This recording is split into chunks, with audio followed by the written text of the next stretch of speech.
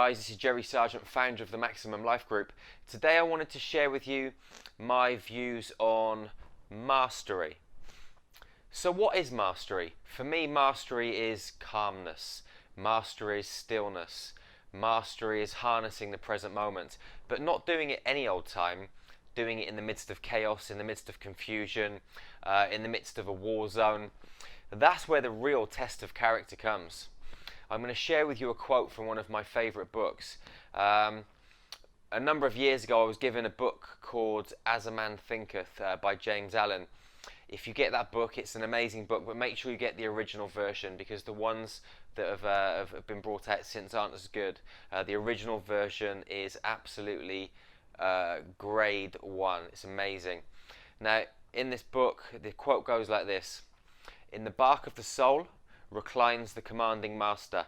He does sleep, wake him. Self-control is strength, right thought is mastery, calmness is power. Say unto your heart, peace, be still." Calmness is the trait of any great leader.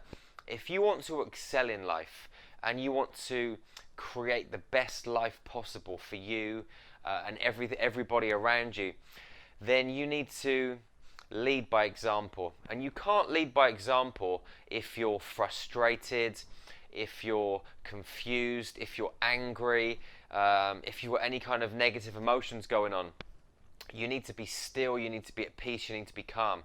Now, it's easy to go into the middle of the woods or by a lake where there's no people, where there's trees, where there's water, where there's no distractions from technology, your friends, your family, strangers.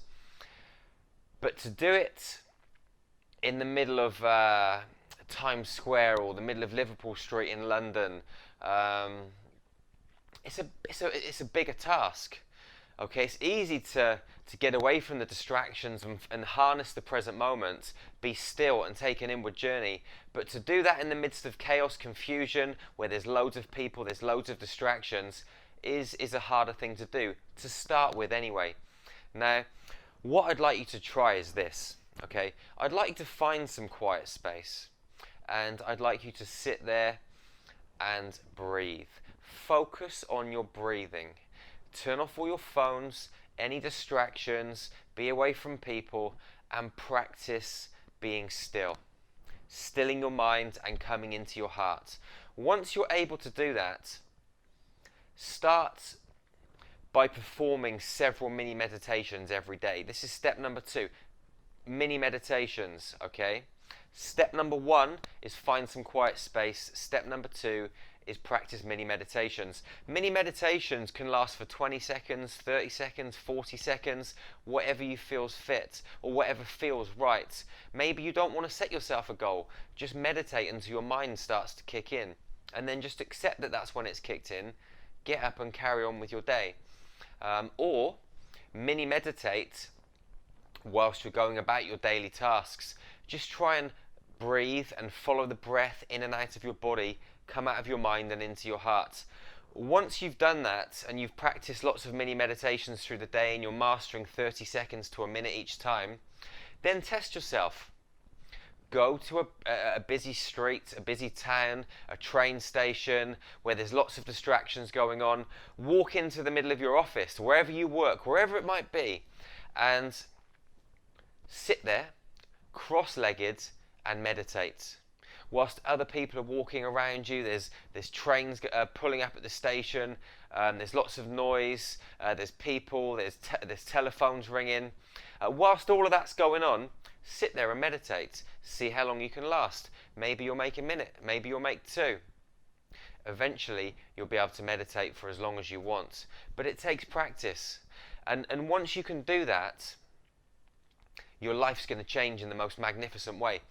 If you meditate all of the time in an area where it's easy to meditate, where you've got trees all around you, where you've got water all around you, where there's no people, where it's still and peaceful, and you do that always, and then you come back into a busy environment, it's very easy for that busy environment to tip you back out of balance because you're not practicing in the real world. Okay, let me tell you what I mean by that. If you were, let's say you're a professional footballer, if you practice in the park with a load of amateur footballers all the time, and then you go and play in a real match with professional footballers, it's highly likely that you're going to come unstuck. If you're a soldier, and I'm not condoning war, but if you were a soldier and you practiced in an environment where it wasn't lifelike and real, and then you got chucked into a war zone, you're going to come unstuck. It's the same when you meditate.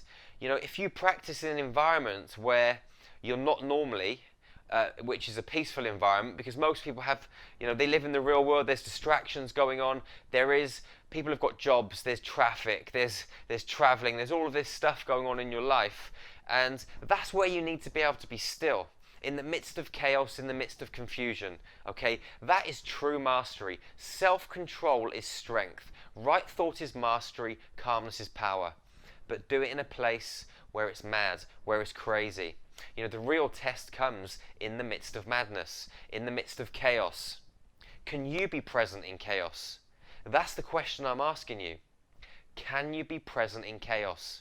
Can you sit there in the middle of a crazy situation whilst there's bombs going off all around you and meditate? That's true mastery. That's what we need to aim for. I love you with my heart and soul, with every fibre of my entire being. Please subscribe to this YouTube channel, share this content with your friends and family, keep up to date with all the latest videos, and I'll see you again real soon.